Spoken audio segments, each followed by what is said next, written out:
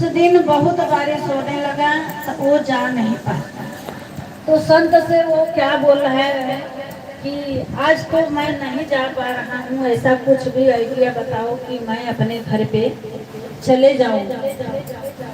वो क्या बोले कि हमने जो बोलेगा वो तुम करोगे तो मैं बताऊँ।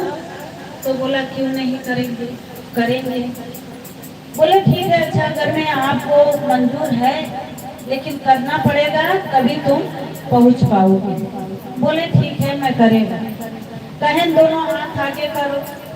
दोनों हाथ वो आगे किया, उस पे लिख दिए कि नमः शिवाय। नमः शिवाय का अक्षर लिख दिए, नमः शिवाय। तो जब अलग कर दिए, दोनों हाथ हटा देता था तो अक्षर अलग हो जाता था, तो उसको मालूम नहीं पड़ता था। तो जब फिर वो बोले कि अपना हाथ जोड़ के रखो ऐसा, और इसी तरह आपको देखते देखते जाना है, किधर नहीं देखना है और ना हाथ हटाना है। अगर मैं आपको मंजूर हो तो तुम यही करते जाओ। वो हाथ ऐसा आगे किया और करते करते पानी में हल गया, हल के और वो नदी पार करते गए करते गए करते गए।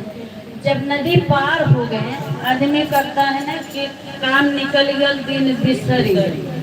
तो जब पार हो गए वो, तो जब किनारे पे आ गए तब वो